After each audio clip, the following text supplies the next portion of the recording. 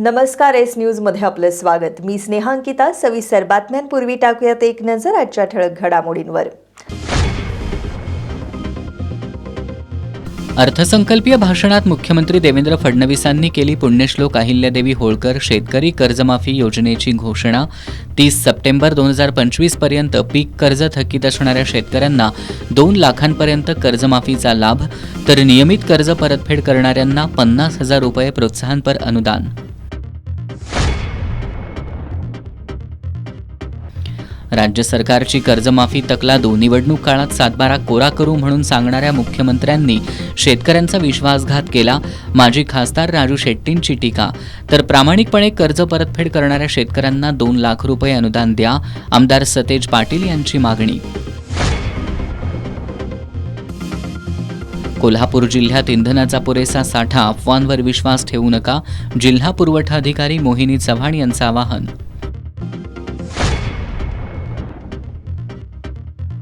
कुख्यात शस्त्र तस्कर मनीष नागोरीच्या इचलकरंजीतील घरावर पोलिसांचा छापा, जिवंत काडतूसं, एमडी ड्रग्जसह 3 लाखांचा मुद्देमाल जप्त। आणि काँग्रेसच्या जिल्हा परिषदेतील गटनेतेपदी एकनाथ पाटील यांची निवड।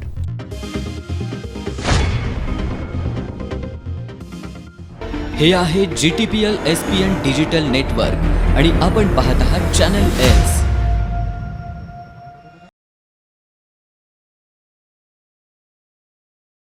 एस न्यूज मध्ये आपलं पुन्हा एकदा स्वागत।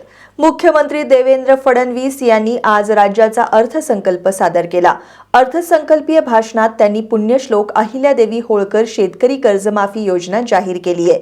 या योजनेअंतर्गत 30 सप्टेंबर 2025 पर्यंत पीक कर्ज थकीत असलेल्या शेतकऱ्यांना 2 लाखापर्यंत पीक कर्ज माफ करण्यात येणार आहे, तर नियमित कर्ज परतफेड करणाऱ्या शेतकऱ्यांना 50,000 रुपयांपर्यंतचं प्रोत्साहनपर अनुदान दिलं जाणार आहे। राज्याचे उपमुख्यमंत्री तथा अर्थमंत्री अजित पवार यांच्या अकाली निधनामुळे मुख्यमंत्री देवेंद्र फडणवीस यांनी अर्थ खात्याची जबाबदारी स्वतःकडे घेतली आहे। आज त्यांनी दुसऱ्यांदा राज्याचा अर्थसंकल्प सादर केला। यावेळी मुख्यमंत्र्यांनी स्वर्गीय अजित पवार यांना अर्थसंकल्प समर्पित केला। त्यांना श्रद्धांजली म्हणून त्यांचं भव्य स्मारक उभारलं जाईल, नागरी पुरस्कार त्यांच्या नावानं सुरू केला जाईल, असं देवेंद्र फडणवीस यांनी सांगितलं। मुख्यमंत्र्यांनी या अर्थसंकल्प मांडताना पुण्यश्लोक अहिल्यादेवी होळकर शेतकरी कर्जमाफी योजना जाहीर केली आहे। या योजनेअंतर्गत 30 सप्टेंबर 2025 पर्यंत पीक कर्ज थकीत असलेल्या शेतकऱ्यांना 2 लाखांपर्यंत पीक कर्ज माफ करण्यात येणार आहे, तर नियमित कर्ज परतफेड करणाऱ्या शेतकऱ्यांना 50,000 रुपयांपर्यंतचं प्रोत्साहनपर अनुदान दिलं जाणार आहे। या अर्थसंकल्पात मुख्यमंत्री नैसर्गिक शेती अभियान, मुख्यमंत्री मत्स्य संपदा योजना, मुख्यमंत्री ग्रामीण पशुधन उद्योजक अशा योजना घोषित करण्यात आल्या। महायुती सरकारनं विधानसभा निवडणुकीच्या जाहीरनाम्यात राज्यातील शेतकऱ्यांचा सातबारा कोरा करणार म्हणून टाहो फोडून प्रचार करून शेतकऱ्यांची मतं घेतली। मात्र याच फडणवीस सरकारनं यंदाच्या अर्थसंकल्पात 2 लाखापर्यंतची तकलादू कर्जमाफी जाहीर करून शेतकऱ्यांचा विश्वासघात केला असल्याचा आरोप स्वाभिमानी शेतकरी संघटनेचे अध्यक्ष राजू शेट्टी यांनी केलाय। या अर्थसंकल्पात बळीराजासाठी ठोस काहीही नाही, केवळ AI आणि डिजिटल शेतीचं स्वप्न दाखवून जमिनीवरच्या मूलभूत समस्यांकडे दुर्लक्ष केल्याची टीका त्यांनी केली। राज्याचे मुख्यमंत्री देवेंद्र फडणवीस यांनी आज जाहीर केलेला अर्थसंकल्प कृषी क्षेत्रासाठी निराशाजनक असून मुख्यमंत्र्यांनी 55 अब्ज डॉलरवरून 500 अब्ज डॉलरवर कृषी क्षेत्राचा GDP घेऊन जाण्याचं दिवास्वप्न पाहिलंय, अशी टीका स्वाभिमानी शेतकरी संघटनेचे अध्यक्ष राजू शेट्टी यांनी केली आहे। विधानसभा निवडणुकीच्या जाहीरनाम्यात राज्यातील शेतकऱ्यांचा सातबारा कोरा करणार म्हणून टाहो फोडून प्रचार करून शेतकऱ्यांची मतं घेतली। मात्र याच फडणवीस सरकारनं यंदाच्या अर्थसंकल्पात 2 लाखांपर्यंतची तकलादू कर्जमाफी जाहीर करून शेतकऱ्यांचा विश्वासघात केला असल्याचा आरोप त्यांनी केला। पुण्यश्लोक अहिल्याबाई होळकर शेतकरी कर्जमाफी योजनेअंतर्गत 2 लाखांपर्यंतच्या कर्जमाफीची घोषणा केली असली तरी त्यामध्ये घातलेल्या अटी आणि शर्तींमुळे लाखो शेतकरी कर्जमाफीपासून वंचित राहणार असल्याची भीती माजी खासदार राजू शेट्टींनी व्यक्त केली आहे। 2025च्या विधानसभेच्या निवडणुकीच्या प्रचारामध्ये देवेंद्र फडणवीसांनी शेतकऱ्याचा सातबारा कोरा करण्याचं आश्वासन दिलेलं होतं। महायुतीनं जाहीरनाम्याच्या माध्यमातून महाराष्ट्रातल्या शेतकऱ्यांना आश्वासन दिलेलं होतं की आम्ही 7/12 कोरा करू. परंतु आज अर्थसंकल्प मांडत असताना मुख्यमंत्री देवेंद्र फडणवीसांनी जी कर्जमाफी जाहीर केलेली आहे ती तकलाद आहे, महाराष्ट्रातल्या शेतकऱ्यांचा विश्वासघात करणारी आहे. कारण या संदर्भामध्ये ऑक्टोबर महिन्यामध्ये आम्ही जेव्हा आंदोलन केलेलं होतं त्यावेळी सह्याद्री अतिथीगृहामध्ये झालेल्या बैठकीमध्ये सुद्धा मुख्यमंत्र्यांनी 7/12 कोरा करणार असल्याचा पुनरुच्चार केलेला होता. परंतु प्रत्यक्षामध्ये आज जी कर्जमाफी जाहीर केलेली आहे त्याच्यामध्ये काही अर्थ राहिलेला नाही आहे. राज्यातील आंबा, काजू, द्राक्ष, केळी उत्पादक शेतकऱ्यांना कर्जमाफीचा लाभ मिळणार नसून ज्या शेतकऱ्यांचं कर्ज 2 लाखांपेक्षा जास्त आहे त्यांना वरील रक्कम भरल्यानंतरच कर्जमाफीचा लाभ मिळणार असल्याचं प्रथमदर्शनी दिसतंय. हरितगृह उभारणीसाठी शेतकरी सामान्यतः मुदत कर्ज घेतात, ज्याची रक्कम 20-30 लाखांच्या घरात असते. कोरोनामुळे हा शेतकरी उद्ध्वस्त झाला असून त्यांची कर्जाची रक्कम कोट्यवधींच्या घरात गेली आहे. त्यामुळे 2 लाखांची ही मर्यादा हरितगृह शेतकऱ्यांसाठी अत्यंत तोकडी ठरत असल्याचं शेट्टी यांनी सांगितलं. शेती क्षेत्रासाठी पायाभूत सुविधा, साठवणूक आणि प्रक्रिया, खतं आणि बियाण्यांच्या वाढत्या किमतींवर नियंत्रण ठेवण्यासाठी किंवा त्यावर सबसिडी देण्यासाठी अर्थसंकल्पात कोणतीही तरतूद केलेली नाही. या अर्थसंकल्पात बळीराजासाठी ठोस काहीही नाही. केवळ AI आणि डिजिटल शेतीचं स्वप्न दाखवून जमिनीवरच्या मूलभूत समस्यांकडे दुर्लक्ष केलंय. मुळात राज्य आणि केंद्र सरकारच्या धोरणांमुळेच शेती तोट्याची झाली असून कागदावरच्या उपाययोजनांमुळे शेतकरी उद्ध्वस्त होणार असल्याची भीती राजू शेट्टी यांनी व्यक्त केली आहे. बँकिंग क्षेत्रात वाढत असलेले सायबर गुन्हे रोखण्यासाठी शासनानं कोणती कार्यवाही किंवा उपाययोजना केली आहे, असा प्रश्न विधान परिषदेतील काँग्रेसचे गटनेते आमदार सतेज पाटील यांनी विधिमंडळ अधिवेशनात उपस्थित केला.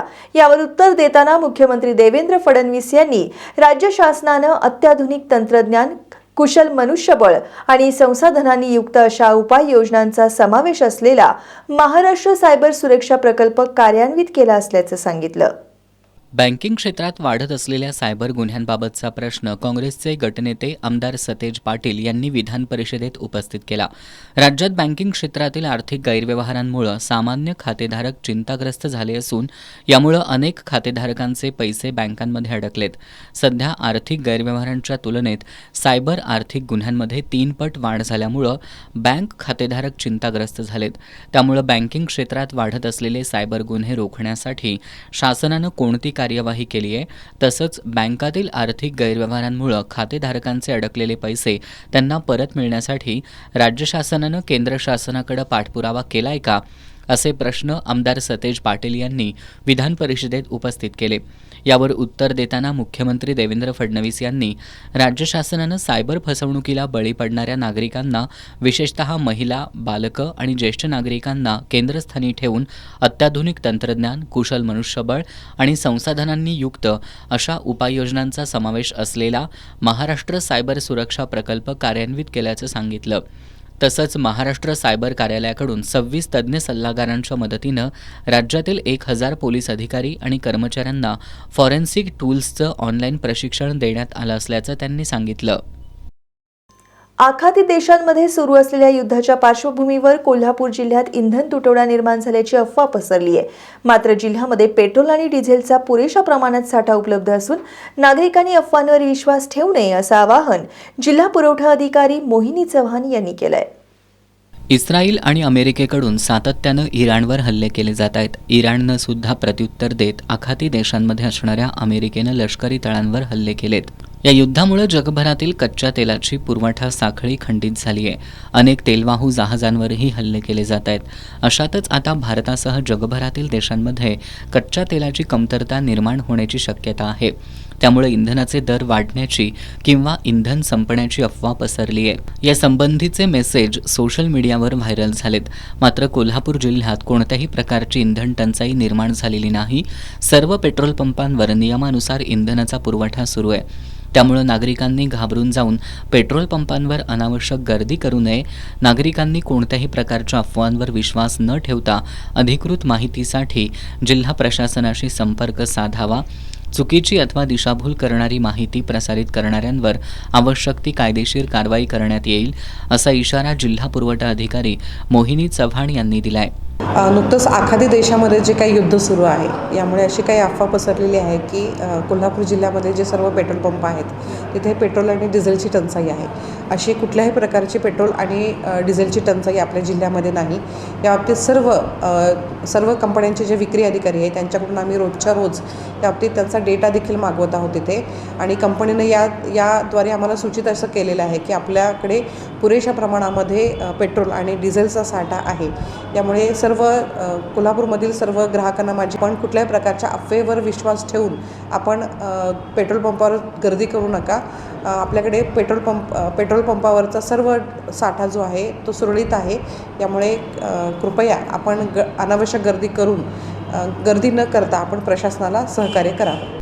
तेल कंपन्यांचे विक्री अधिकारी आणि प्रतिनिधींना प्रशासनामार्फत इंधन पुरवठा नियमित ठेवण्याबाबत आवश्यक सूचना देण्यात आल्याचंही जिल्हा पुरवठा अधिकारी चव्हाण यांनी सांगितलं.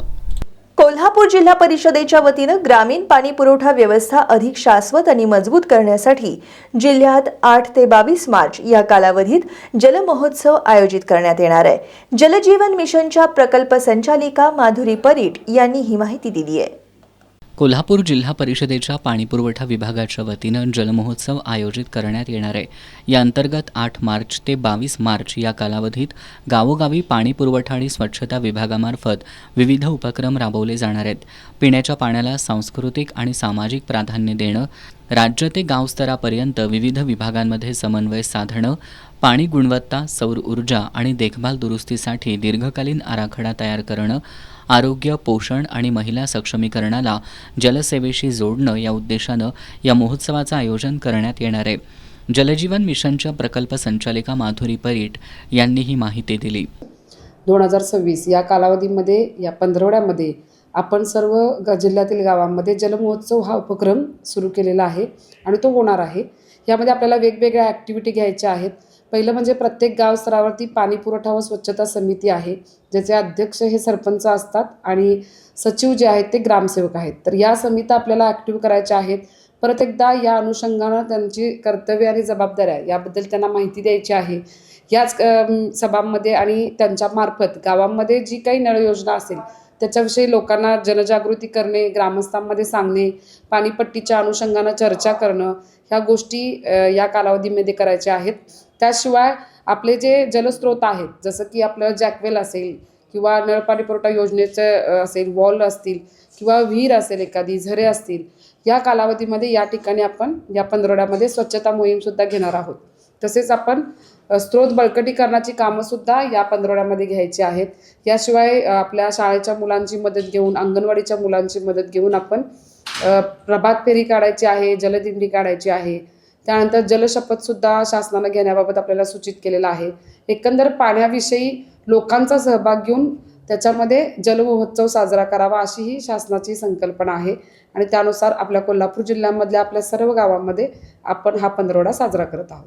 जलसंवर्धनासाठी प्रत्येक गावात युवकांचा सहभाग घेऊन जिल्ह्यातील शाळांमध्ये जलसंवर्धनासाठी स्पर्धांचं आयोजन करण्यात येणार असून ग्रामपंचायत विकास आराखड्यात पाण्याच्या संवर्धनासाठी उपाययोजनांचा समावेश करण्यावर भर देण्यात येणार असल्याचं प्रकल्प संचालिका माधुरी परीट यांनी सांगितलं.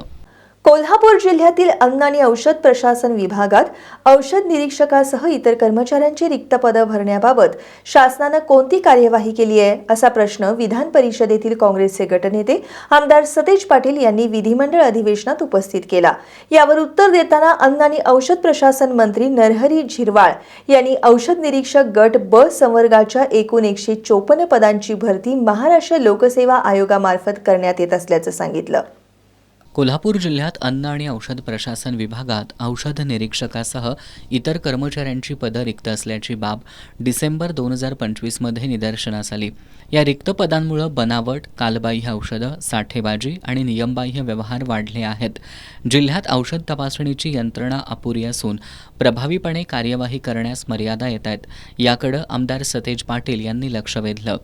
या विभागाच्या नियंत्रणाखाली डॉक्टर, घाऊक औषध वितरक, किरकोळ औषधं, रक्तपेढ्या, ॲलोपॅथिक, आयुर्वेदिक औषध उत्पादन करणाऱ्या कंपन्या आदी घटक येत असून त्यांची तपासणी करण्याची जबाबदारी औषध निरीक्षकांवर असते.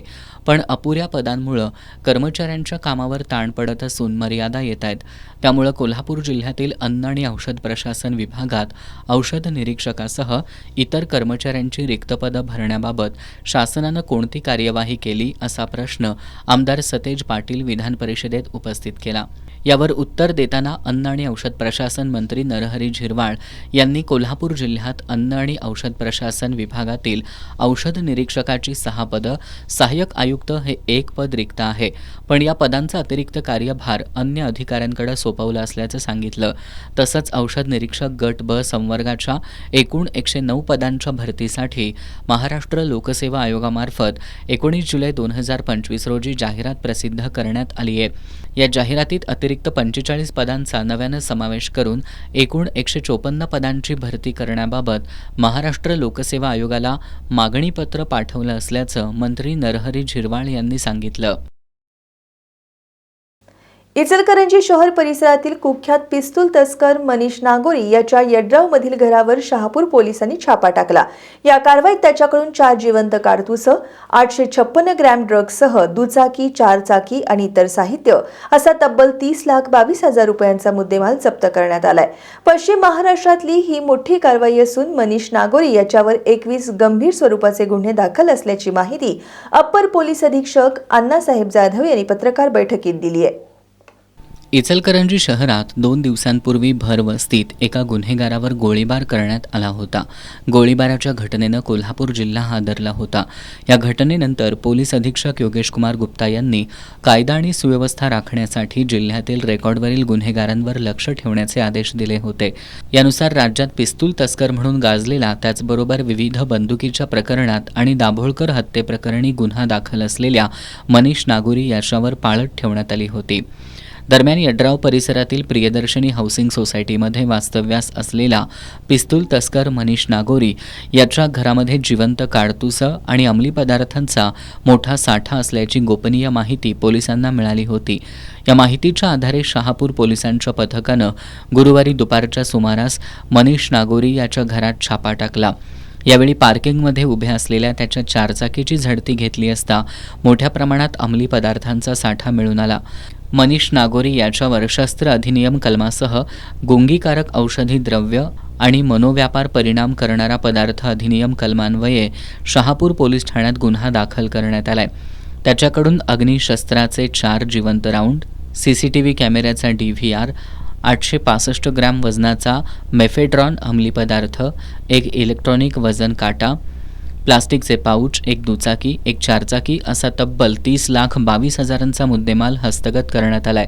पश्चिम महाराष्ट्रातील ही मोठी कारवाई असल्याची माहिती पत्रकार बैठकीत अप्पर पोलीस अधीक्षक अण्णासाहेब जाधव यांनी दिली आहे. या प्रकरणी पुढील तपास पोलीस निरीक्षक महावीर कुटे हे करतायत. ही कारवाई शहापूर पोलीस ठाण्याचे पोलीस निरीक्षक सचिन सूर्यवंशी, पोलीस उपनिरीक्षक महावीर कुटे, श्रीकृष्ण दरेकर, बबन माळी, स्वाती झुगर, प्रमोद भांगरे, पोपट भंडारे, रामदास गायकवाड, गजानन कोष्टी, अमोल खोत, शशिकांत ढोणे, अर्जुन फातले, सतीश कुंभार, रोहित डावाळे, प्रणिता केटकाळे यांच्या पथकानं केली.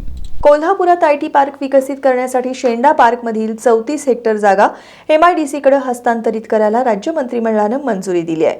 IT असोसिएशन कोल्हापूरनं राज्य सरकारच्या या निर्णयाचं स्वागत केलंय. गेल्या 15 वर्षाच्या असोसिएशनच्या पाठपुराव्याला यश आलं असल्याचं सांगितलंय. असोसिएशनच्या पदाधिकाऱ्यांनी या निर्णयाचं स्वागत करताना IT पार्कमधील 50% भूखंड स्थानिक उद्योजकांसाठी राखीव ठेवावेत आणि IT पार्क विकसित करण्यामध्ये असोसिएशनचा अधिकृत सहभाग घ्यावा अशा मागण्या केल्यात. फाउंड्री, गूळ, चप्पल, वस्त्रोद्योगासह विविध क्षेत्रात आपला ब्रँड विकसित करणाऱ्या कोल्हापूरला आता IT क्षेत्रात ब्रँड कोल्हापूर विकसित करण्याची संधी उपलब्ध झाली आहे. कोल्हापुरात IT पार्क विकसित करण्यामध्ये जागेचा अभाव ही मोठी अडचण होती. काल राज्य मंत्रिमंडळानं शेंडा पार्कमधील 34 हेक्टर इतकी कृषी विभागाकडील जागा IT पार्कसाठी MIDCकडे हस्तांतरित करण्याला मंजुरी दिली आहे. जागा उपलब्धतेबरोबरच कोल्हापुरात सुसज्ज IT पार्क विकसित व्हावा यासाठी गेल्या 15 वर्षांपासून प्रयत्न करणाऱ्या IT असोसिएशन कोल्हापूरच्या पदाधिकाऱ्यांनी या निर्णयाचं स्वागत केलंय. कोल्हापुरात सध्या 372 IT कंपन्या आपापल्या ताकदीवर काम करतायत. त्यांना IT पार्कचा मोठा फायदा होईल असं वरवर दिसत असलं तरी IT कंपन्यांबरोबरच कोल्हापुरातून IT क्षेत्रात स्टार्टअप सुरू करू पाहणाऱ्या नवउद्योजकांना प्रत्यक्षात IT पार्कचा फायदा व्हायचा असेल तर त्यांना IT पार्कमध्ये जागा मिळणं महत्त्वाचं आहे. MIDCच्या भूखंड वाटपाच्या स्पर्धात्मक धोरणामुळं IT पार्कमधील जागांच्या वाटपाचं धोरण राबवण्यात आलं तर त्याचा फायदा IT क्षेत्रातील प्रस्थापितांसह बहुराष्ट्रीय कंपन्यांनाच त्याचा फायदा होण्याची शक्यता आहे. त्यामुळं स्थानिक IT उद्योजकांना भूखंड वाटपात प्राधान्य देण्याची गरज आहे. राज्य सरकारनं IT पार्कसाठी जागा उपलब्ध करून देण्याचा निर्णय घेतला असला तरी IT पार्कमध्ये मल्टीनॅशनल कंपन्यांना पायघड्या घालण्याऐवजी स्थानिक उद्योजकांना प्रोत्साहन देण्यासाठी 50% भूखंड स्थानिक उद्योजकांसाठी आरक्षित केले जावेत आणि त्याची तरतूद IT पार्कसाठीच्या शासन निर्णयातच करावी अशी मागणी IT असोसिएशन कोल्हापूरचे अध्यक्ष प्रताप पाटील यांनी केली आहे. कोल्हापूरच्या IT पार्कला जो जागेचा मोठा अडथळा होता तो दूर झालेला आहे आणि महाराष्ट्र गव्हर्नमेंटनी कोल्हापूरला IT पार्कला शेंडा पार्कमध्ये जागा अलोकेट केलेली आहे. जर तुम्ही विचार केला तर म्हणजे यासाठी मी जे आपले CM साहेब आहेत, कोल्हापूरचे लोकल जे प्रतिनिधी आहेत त्यांचा खूप खूप आभारी आहे की त्यांनी म्हणजे खूप प्रामाणिक प्रयत्न करून कोल्हापूरला IT पार्कसाठी जागा मंजूर करून आणले. आता जर आपण बघितलं तर हे IT पार्कची जागा जी आहे ती MIDCला हस्तांतरित होणार आहे. आता याचा GR निघेल. मग ॲक्च्युली कोल्हापूरचा प्रतिनिधी म्हणजे IT असोसिएशनचा प्रतिनिधी म्हणून माझं असं मत राहील की म्हणजे कोल्हापूरमध्ये जवळजवळ 372 युनिट आहेत छोटे आणि मोठे. सो त्या युनिट्सला प्राधान्य द्यावं. कारण आपण IT पार्क म्हणजे मोठी कंपनी हा जर विचार केला तर आपण हा पण विचार व्हायला पाहिजे की त्या मोठ्या कंपनी होत असताना कधी काही छोट्याच होत्या. त्यांना कुठेतरी सपोर्ट मिळाला म्हणून त्या मोठ्या झाल्या. त्यामुळे माझं असं मत आहे की आज कोल्हापूरची जी जागा अलोकेट झालेली आहे तर त्यातल्या बरीचशी जागा मी म्हणतो मोर दॅन 50% जागा ही कोल्हापूरच्या लोकल युनिट्सना द्यावी. प्रत्येक जिल्ह्याच्या ठिकाणी IT पार्क विकसित करण्यासाठी सरकारचे प्रयत्न सुरू आहेत. अन्य जिल्ह्यांच्या तुलनेत कोल्हापुरात गेल्या 15 वर्षांमध्ये IT क्षेत्राची व्याप्ती वाढली आहे. याचा विचार करून मोठे IT उद्योग कोल्हापुरात आणून फक्त रोजगार उपलब्धतेचा विचार न करता सध्याच्या स्थानिक IT उद्योजकांना बळ देण्याबरोबरच नवे उद्योजक तयार होण्यासाठीचं मॉडेल कोल्हापूर IT पार्कच्या माध्यमातून विकसित व्हावं अशी मागणी प्रताप पाटील यांनी केली आहे. मला असं वाटतं की कोल्हापूर एक मॉडेल बनवायला हरकत नाहीये. जसं की आपण बाकीच्या म्हणजे जिल्ह्यांचा विचार करता म्हणजे सातारा असू दे, सांगली असू दे किंवा सोलापूर असू दे, जर तुम्ही या जिल्ह्यामध्ये बघितले तर 10-15 एवढेच IT युनिट्स आहेत. सो त्या तुलनेत तिथे वेगळा विचार होऊ शकतो कदाचित. पण जर कोल्हापूरमध्ये मागच्या 15 वर्षात म्हणजे 10 युनिट्सचे जवळजवळ 372 युनिट झालेले आहेत. सो इथला विचार वेगळ्या पद्धतीने व्हायला पाहिजे आणि इथल्या लोकल कंपनीजनाच प्राधान्य द्यायला पाहिजे असं मला वाटतं. IT असोसिएशनचे संस्थापक अध्यक्ष शांताराम सुर्वे यांनी जागेच्या उपलब्धतेचा निर्णय होणं हे स्थानिक लोकप्रतिनिधींसह असोसिएशनच्या पाठपुराव्याचं यश असल्याचं सांगितलं. त्यांनी कोल्हापूरच्या IT पार्कच्या विकासात राज्य शासनानं असोसिएशनला सक्रिय सहभागी करून घ्यावं, तसंच जागेच्या उपलब्धतेबरोबरच पार्कसाठीच्या पायाभूत सुविधा उपलब्ध करून देण्यासाठी सुद्धा वेगानं प्रयत्न व्हावेत अशी अपेक्षा व्यक्त केली. IT असोसिएशन ऑफ कोल्हापूर जे गेले 15 वर्षाकरता प्रयत्न करते त्यांचा जर सहभाग ॲक्टिव्ह सहभाग असेल तर ते जेन्युइन लोकांना IT लँड मिळणं किंवा हे ज्यांना सोयीचं जाईल ते निर्णय घेणं सोयीचं जाईल म्हणून त्यांचा ह्याच्यात सहभाग असावा अशी आमची IT असोसिएशनमार्फत विनंती आहे. ही IT पार्क लवकरात लवकर यशस्वीपणे कार्यान्वित व्हायचे असेल तर त्याला लागणारं इन्फ्रास्ट्रक्चर मग ते वीज असेल, पाणी असेल किंवा इतर सुविधा असतील, ब्रॉडबँडची सेवा असेल, या सर्व सुविधांचं नियोजन आत्ताच पॅरलेल चालू व्हावं अशी सुद्धा IT असोसिएशनमार्फत विनंती आहे. आपल्या DNAमध्येच उद्योजकता असणाऱ्या कोल्हापुरातील IT उद्योजकांनी आत्तापर्यंत कोल्हापुरात IT पार्क विकसित होण्यामुळं कोल्हापूरच्या अर्थकारणाला अधिक गती येईल असा विश्वास असोसिएशनचे सेक्रेटरी राहुल मेंच यांनी व्यक्त केला आहे. कोल्हापूरच्या DNA मध्येच एंटरप्रिनरशिप आहे. बरेचसे उद्योग हे स्वतःच्या स्किलवरती लोकांनी तयार केले आहेत. IT-चं ग्रोथ ही गेल्या 10-15 वर्षामध्ये अशीच झालेली आहे की कोणत्याही सरकारी मदतीशिवाय किंवा बाहेरच्या मदतीशिवाय हे आपल्या स्किलवरती कोल्हापूरचं IT इतकं डेव्हलप झालेलं आहे. आणि आपलं जे मिशन आहे की 2030मध्ये आपलं GDP डबल करणे आणि रोजगार निर्मिती करणे, जे काही आपण आपले SDGचे जे गोल्स आहेत सस्टेनेबल डेव्हलपमेंटचे, त्यानुसार करण्यासाठी IT हेच सगळ्यात चांगलं माध्यम आहे. IT-मध्ये कमीत कमी जागेमध्ये जास्तीत जास्त एम्प्लॉयमेंटचं जनरेशन होतं आणि कमी भांडवलामध्ये मोठ्या प्रमाणावरती टर्नओव्हर करण्याची क्षमता ही सुद्धा IT-मध्ये आहे. कोल्हापुरात आज अधिकृतपणे 372 IT उद्योजक कार्यरत आहेत. त्या माध्यमातून 9,000 तरुणांना प्रत्यक्ष रोजगार उपलब्ध झालाय. 15 वर्षांपूर्वी कोल्हापूरच्या IT क्षेत्रातून 2 कोटी रुपयांची निर्यात होत होती. आज ही निर्यात 300 कोटींवर पोहोचली आहे. IT पार्क विकसित झाल्यानंतर पुढच्या 10 वर्षात IT उद्योजकांची संख्या 2,500 होऊन 70,000 तरुणांना प्रत्यक्ष रोजगार उपलब्ध होईल. तसंच आजची 300 कोटींची निर्यात 4,500 कोटी रुपयांपर्यंत पोहोचेल असा दावा IT असोसिएशन कोल्हापूरनं केलाय. कोल्हापुरात उत्पादन क्षेत्र विकसित व्हायला असलेल्या मर्यादांचा विचार केला तर कोल्हापूरच्या प्रगतीमध्ये IT आणि पर्यटन या क्षेत्रांमध्ये मोठी क्षमता आहे. कोल्हापुरात IT पार्क विकसित होण्यामुळं या दोन्ही क्षेत्रांच्या विकासाला गती मिळणार आहे. ही गती मिळण्यासाठी कोल्हापूरचा IT पार्क लालफितीचा कारभार आणि राजकीय श्रेयवादात अडकून पडू नये. त्याचबरोबर IT पार्क कोल्हापुरात आहे पण त्यामध्ये कोल्हापूरचेच IT उद्योजक नाहीत असं चित्र दिसू नये अशी अपेक्षा IT तज्ज्ञांसह सर्वसामान्यांमधून व्यक्त होतीये. यावेळी IT असोसिएशन कोल्हापूरचे उपाध्यक्ष धवल चौगुले, खजिनदार रणजित नार्वेकर, संचालक मंदार पेटकर, AM पाटील आदी उपस्थित होते. कोल्हापूर जिल्हा परिषदेची निवडणूक नुकतीच पार पडली असून येत्या 17 मार्च रोजी अध्यक्षपदाची निवडणूक होणार आहे. या पार्श्वभूमीवर सर्व पक्षांकडून गटनेतेपदाच्या निवडीची प्रक्रिया सुरू आहे. आज आमदार सतेज पाटील यांच्या अजिंक्यतारा कार्यालयात झालेल्या बैठकीत कोल्हापूर जिल्हा परिषदेतील काँग्रेसच्या गटनेतेपदी एकनाथ महादेव पाटील यांच्या नावाची घोषणा करण्यात आली. कोल्हापूर जिल्हा राष्ट्रीय काँग्रेस पक्षाच्या वतीनं अजिंक्यतारा कार्यालयात जिल्हा परिषद सदस्य आणि पंचायत समिती नवनिर्वाचित सदस्यांची बैठक आयोजित करण्यात आली होती. बैठकीत जिल्हा परिषद आणि पंचायत समितीतील काँग्रेसच्या गटनेत्यांच्या नावांची घोषणा करण्यात आली. गोकुळचे संचालक बाबासाहेब चौगुले यांनी जिल्हा परिषदेतील काँग्रेसच्या गटनेतेपदी एकनाथ महादेव पाटील यांच्या नावाची घोषणा केली. याचबरोबर राधानगरी पंचायत समितीतील काँग्रेसच्या गटनेतेपदी मोहन दिनकर पाटील, करवीर पंचायत समितीतील काँग्रेसच्या गटनेतेपदी रवींद्र सरदार पाटील तर गगनबावडा पंचायत समितीतील काँग्रेसच्या गटनेतेपदी राजेश भगवान पाटील यांच्या नावाचीही त्यांनी घोषणा केली. जिल्हा परिषदेसाठी एकनाथ महादेव पाटील यांची पक्षाच्या वतीने गटनेतेपदी जाहीर करत आहे. तर दुसरी राधानगरी पंचायत समितीच्या गटनेतेपदी मोहन दिनकर पाटील यांची मी निवड करत आहे.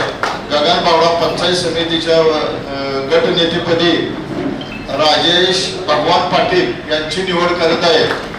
करवीर पंचायत समितीच्या गटनेतेपदी रवींद्र सरदार पाटील यांची मी निवड करीत आहे. आणि यावेळी निवड झालेल्या गटनेत्यांचा सत्कार करण्यात आला. तसंच कोल्हापूर महानगरपालिकेच्या विरोधी पक्षनेतेपदी राजेश लाटकर आणि गटनेतेपदी इंद्रजित बोंद्रे यांची निवड झाल्याबद्दल त्यांचाही सत्कार करण्यात आला. यानंतर सर्व सदस्यांसह जिल्हाधिकारी अमोल येडगे यांची भेट घेत सर्व गटनेत्यांनी आपल्या गटाचे नोंदणीपत्र त्यांना सुपूर्द केले. यावेळी बोलताना काँग्रेसचे गटनेते एकनाथ पाटील यांनी आमदार सतेज पाटील, माजी आमदार ऋतुराज पाटील यांनी आपल्यावर टाकलेल्या विश्वासाला कुठेही तडा जाऊ देणार नाही. सर्व नव्या जुन्या सदस्यांना एकत्र घेऊन ग्रामीण भागातील प्रश्न मार्गी लावू असं सांगितलं. काँग्रेस पक्षाचा गटनेता म्हणून माझी जी आदरणीय बंटी पाटील साहेबांनी निवड केलेली आहे त्या निवडीसंदर्भात जर बोलायचं झालं तर ती निवड साहेबांनी जी केली आहे, जो माझ्यावर विश्वास टाकला आहे तो विश्वास किंवा त्या विश्वासाला मी कुठेही तडा जाऊ देणार नाही.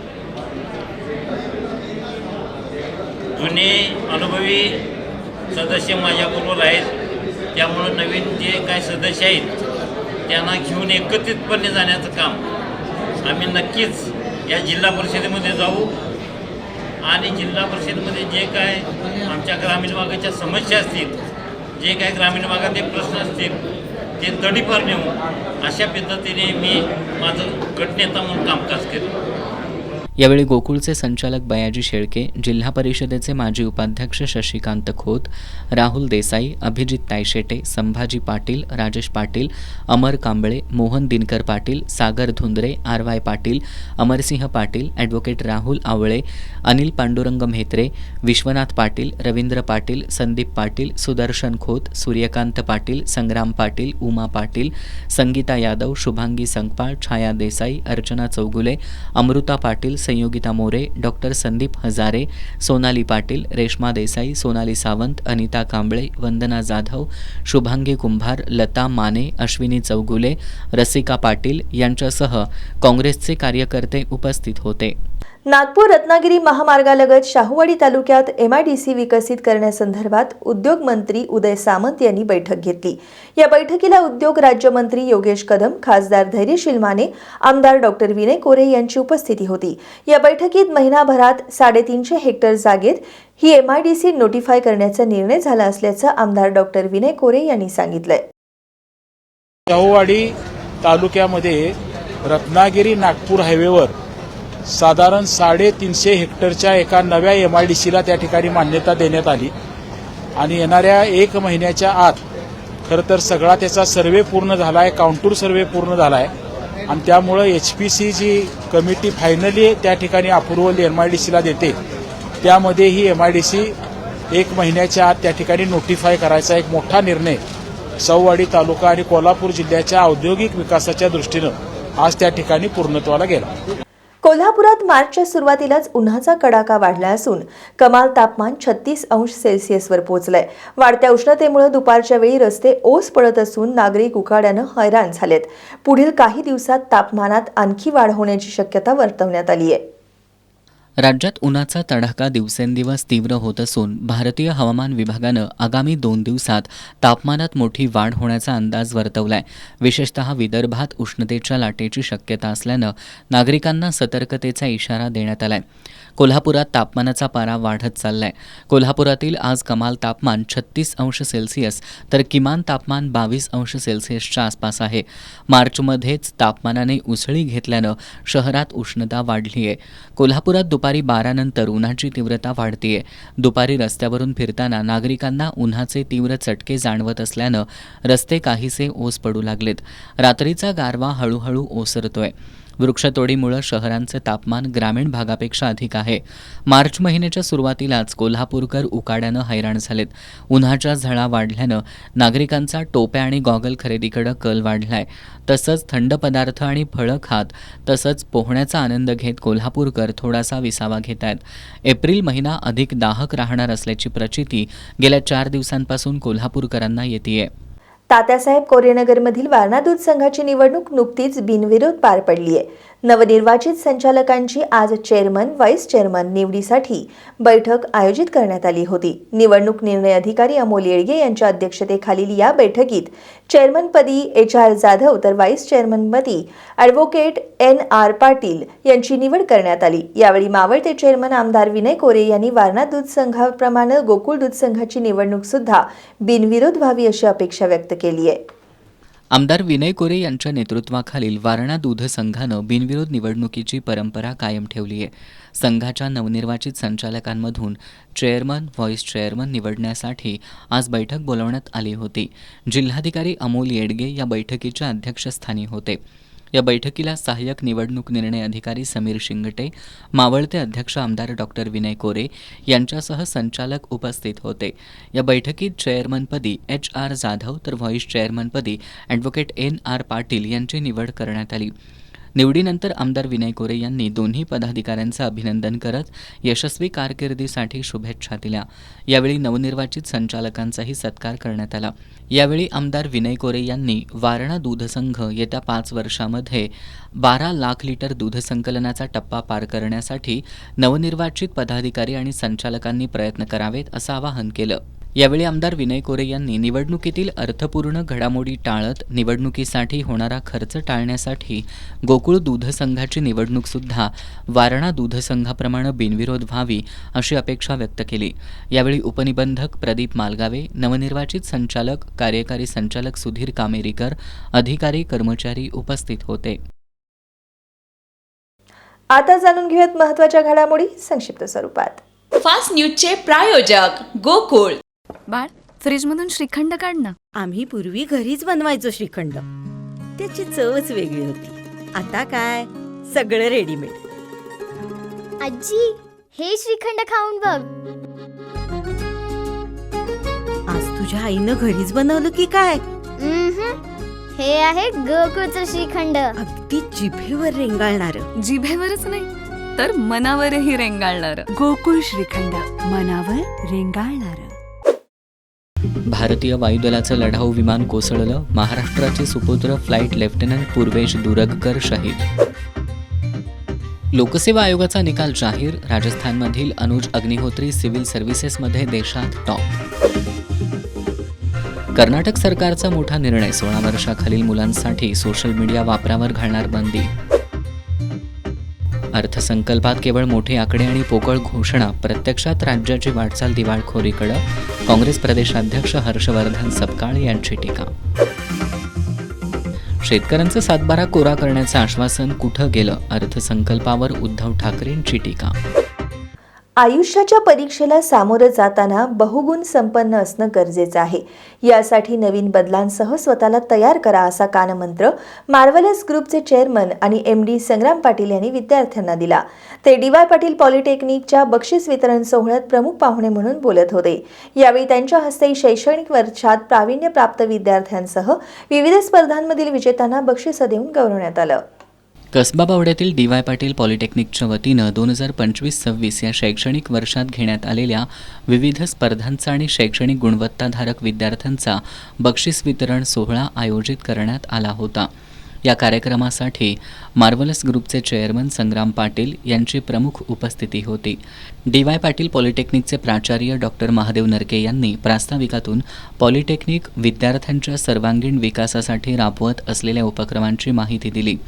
क्रीडा, सांस्कृतिक आणि शैक्षणिक अशा सर्व क्षेत्रात पॉलिटेक्निकनं उत्तुंग असं यश मिळवल्याचं त्यांनी सांगितलं. महिला सबलीकरणासाठीच्या हिरकणी मंच उपक्रमासह विविध स्पर्धांच्या माध्यमातून विद्यार्थ्यांना व्यासपीठ मिळवून देत सर्व गुणसंपन्न आणि कौशल्य निपुण विद्यार्थी घडवण्यावर भर दिला जात असल्याचं सांगितलं.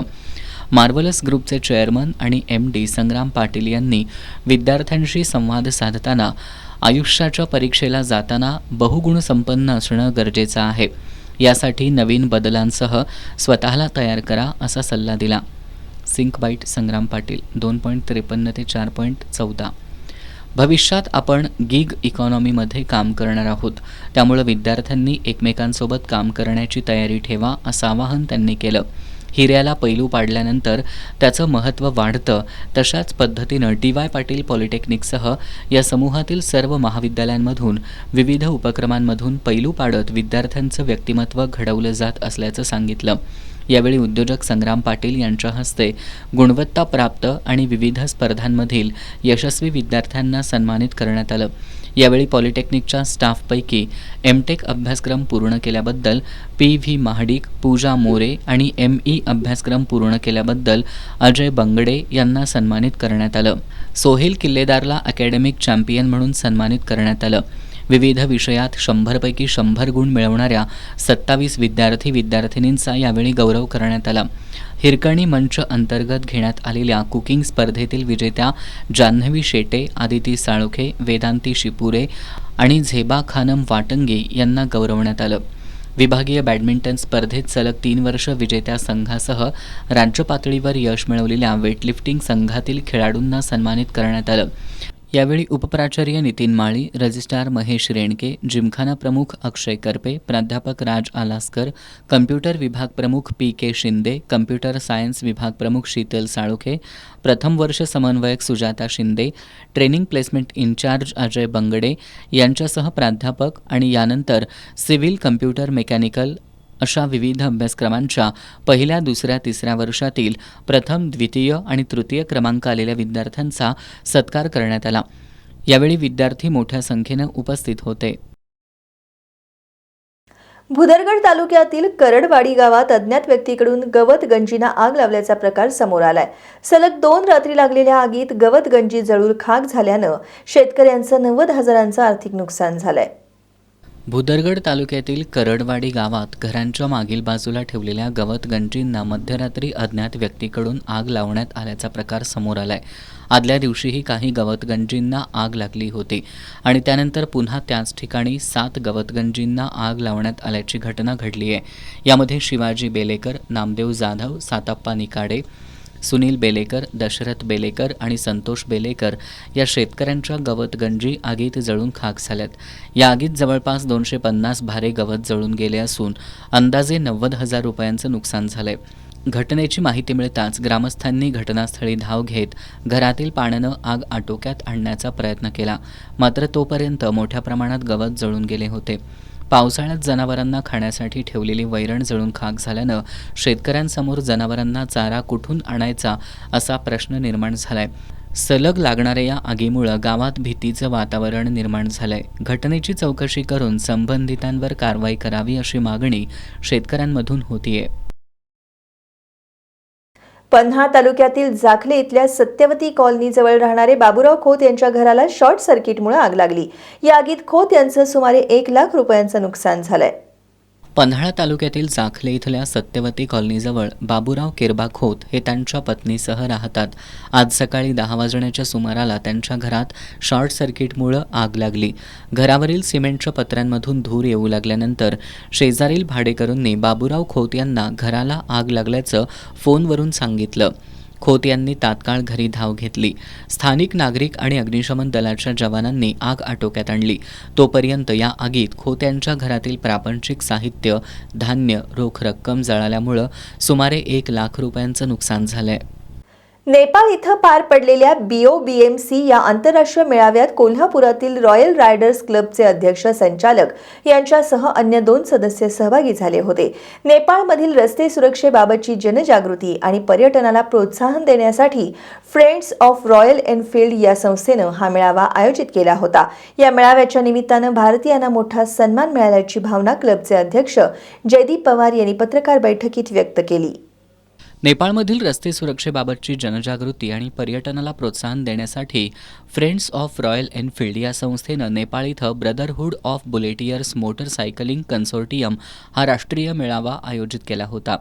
या मेळाव्यासाठी कोल्हापुरातील रॉयल रायडर्स क्लबला आमंत्रित करण्यात आलं होतं, अशी माहिती क्लबचे अध्यक्ष जयदीप पवार यांनी दिली. देशातील 78 रायडिंग क्लबचं प्रतिनिधित्व करणाऱ्या रॉयल एनफील्डच्या या मेळाव्यात कोल्हापुरातील रॉयल रायडर्स क्लबचे अध्यक्ष जयदीप पवार, संचालक शीतल मुकरे, पांडुरंग चव्हाण आणि जोनिश जैन या चौघांनी सहभाग नोंदवला. यावेळी दिल्लीतील रायडर कार्तिक आणि अर्पण दासगुप्ता तसंच चेन्नईतील शैलेश कुमार, मुकेश पांडू, भरत पद्मनाभन हेही सहभागी झाले होते. यावेळी 15 दिवसाच्या प्रवासात रॉयल रायडर्स क्लबच्या सदस्यांनी कोल्हापूर ते उत्तराखंड, नेपाळ असा एकूण 6,500 किलोमीटरचा प्रवास पूर्ण केला. मेळाव्याच्या निमित्तानं भारतीयांना मिळालेल्या सन्मानामुळे समाधान मिळाल्याचं क्लबचे अध्यक्ष पवार यांनी सांगितलं. पत्रकार बैठकीला क्लबचे संचालक शीतल मुकरे, पांडुरंग चव्हाण, जोनिश जैन, यश सबनीस, हर्ष सबनीस यांच्यासह क्लबचे सदस्य उपस्थित होते. इचलकरंजी महापालिकेतर्फे महिला दिनानिमित्त 8 ते 11 मार्च या कालावधीत विविध कार्यक्रमांचं आयोजन करण्यात आलंय. यामध्ये प्रबोधनपर व्याख्याने, बचत गटासाठी स्टॉल, विविध स्पर्धा, सांस्कृतिक कार्यक्रमांसह महिला मल्लांच्या कुस्ती स्पर्धेचं आयोजन करण्यात आलंय, अशी माहिती महापौर उदय धातुंडे यांनी दिली आहे. येत्या 8 मार्च रोजी महिला दिन आहे. महिला दिनानिमित्त इचलकरंजी महापालिकेतर्फे 8 ते 11 मार्च या कालावधीत विविध कार्यक्रमांचं आयोजन करण्यात आलंय. यामध्ये प्रबोधनपर व्याख्यानं, बचत गटासाठी स्टॉल, विविध स्पर्धा, सांस्कृतिक कार्यक्रमासह महिला मल्लांच्या कुस्ती स्पर्धेचं आयोजन करण्यात आलंय, अशी माहिती महापौर उदय धातुंडे यांनी दिली. नगरसेविका सरिता आवळे, क्रांती आवळे, स्मिता तेलनाडे, तेजश्री भोसले, विद्या साळुंखे यांनी कार्यक्रमाची माहिती दिली. रविवारी 8 मार्च रोजी सकाळी आयुक्त पल्लवी पाटील यांच्या हस्ते कार्यक्रमाचं उद्घाटन होणार आहे. महिला दिनानिमित्त शैक्षणिक, सामाजिक, औद्योगिक, कला आणि क्रीडा क्षेत्रातील 10 महिलांना पुरस्कार देण्यात येणार आहे. या महोत्सवात शहरातील महिलांनी मोठ्या संख्येनं सहभागी व्हावं असं आवाहन करण्यात आलंय. कृत्रिम बुद्धिमत्तेच्या युगामध्येही वाचनाचं, ग्रंथालयांचं महत्त्व अबाधित राहणार असून कोणतंही तंत्रज्ञान पुस्तकांना पर्याय ठरणार नाही, असं प्रतिपादन शिवाजी विद्यापीठाच्या प्रभारी कुलगुरू डॉक्टर ज्योती जाधव यांनी केलं. शिवाजी विद्यापीठात आयोजित कृत्रिम बुद्धिमत्तेच्या युगात ग्रंथपालन व्यवसायाचं भवितव्य या विषयावर आयोजित 2 दिवसीय राष्ट्रीय परिषदेच्या उद्घाटन प्रसंगी त्या बोलत होत्या. शिवाजी विद्यापीठात कृत्रिम बुद्धिमत्तेच्या युगात ग्रंथपालन व्यवसायाचं भवितव्य या विषयावर 2 दिवसीय राष्ट्रीय परिषदेचं आयोजन करण्यात आलंय. मान्यवरांच्या हस्ते या परिषदेचं उद्घाटन झालं. यावेळी बोलताना शिवाजी विद्यापीठाच्या कुलगुरू डॉक्टर ज्योती जाधव यांनी ग्रंथांनी आयुष्यात नवा आकार दिल्याचं सांगत 36 वर्षांच्या संशोधकीय वाटचालीमध्ये ग्रंथालयं आणि त्यांच्या ग्रंथपालांचं योगदान खूप मोलाचं ठरल्याचं सांगितलं. कृत्रिम बुद्धिमत्तेच्या युगामध्येही वाचन, ग्रंथालयांचं महत्त्व अबाधित राहणार आहे. त्यामुळं नव्या पिढीतील विद्यार्थ्यांना ग्रंथालयांकडे आकर्षित करण्याचं आव्हान ग्रंथपालांसमोर असून त्यामध्ये ते नक्की यशस्वी होतील असा विश्वास डॉक्टर जाधव यांनी व्यक्त केला. परिषदेचे संचालक डॉक्टर SAN इनामदार यांनी भविष्यातील ग्रंथपाल केवळ पुस्तकं आणि डेटाबेस व्यवस्थापित करणार नाहीत, तर डेटा ग्रंथपाल आणि माहिती साक्षरता शिक्षक, संशोधन डेटा व्यवस्थापक, डिजिटल ज्ञान निर्माता आणि माहितीमध्ये नैतिक मार्गदर्शन ठरेल असं मत व्यक्त केलं. अध्यक्षीय मनोगतात महाराष्ट्र विद्यापीठे आणि महाविद्यालयीन ग्रंथपाल संघटनेचे अध्यक्ष डॉक्टर मोहन खेरडे यांनी ग्रंथालयं अधिक प्रभावी आणि उपयुक्त बनवण्यासाठी कृत्रिम बुद्धिमत्तेचा पुरेपूर वापर करण्याच्या दृष्टीनं ग्रंथपालांनी विचारविमर्श करावा असं आवाहन केलं.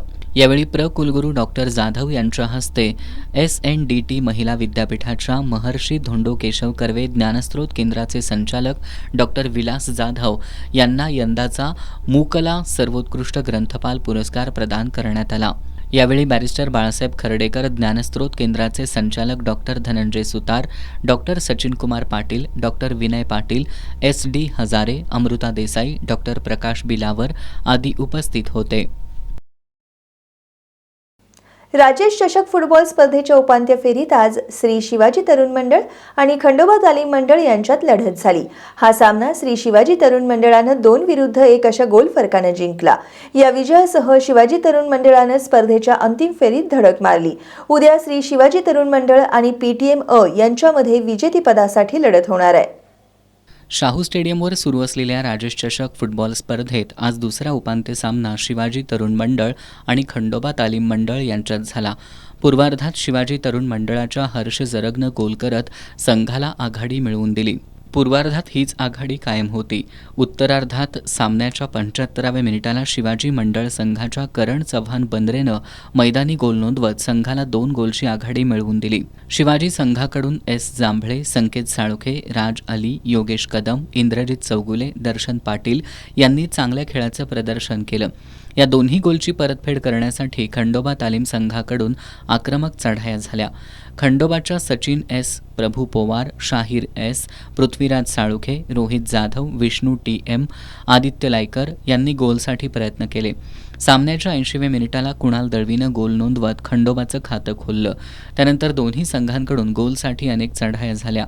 अखेर 2-1 अशा गोल फरकानं श्री शिवाजी तरुण मंडळानं हा सामना जिंकत स्पर्धेच्या अंतिम फेरीत प्रवेश केला. उद्या दुपारी 4 वाजता श्री शिवाजी तरुण मंडळ आणि पाटाकडील तालीम मंडळ अ या संघांमध्ये अंतिम सामना होणार आहे. शेवटी पुन्हा एक नजर आजच्या ठळक घडामोडींवर. अर्थसंकल्पीय भाषणात मुख्यमंत्री देवेंद्र फडणवीसांनी केली पुण्यश्लोक अहिल्यादेवी होळकर शेतकरी कर्जमाफी योजनेची घोषणा. 30 सप्टेंबर 2025 पर्यंत पीक कर्ज थकीत असणाऱ्या शेतकऱ्यांना 2 लाखांपर्यंत कर्जमाफीचा लाभ, तर नियमित कर्ज परतफेड करणाऱ्यांना 50,000 रुपये प्रोत्साहनपर अनुदान.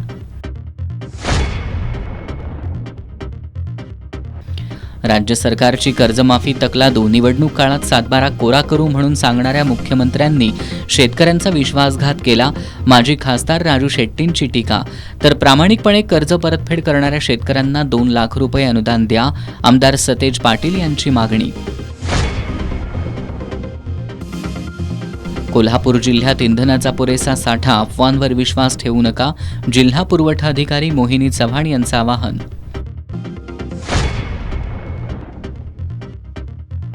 कुख्यात शस्त्र तस्कर मनीष नागोरीच्या इचलकरंजीतील घरावर पोलिसांचा छापा. जिवंत काडतूसं, MD ड्रग्जसह 3 लाखांचा मुद्देमाल जप्त.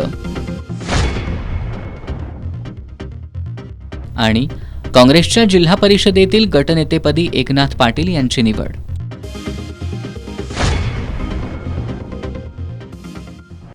आणि याबरोबरच आजचं बातमीपत्र संपलं. नमस्कार.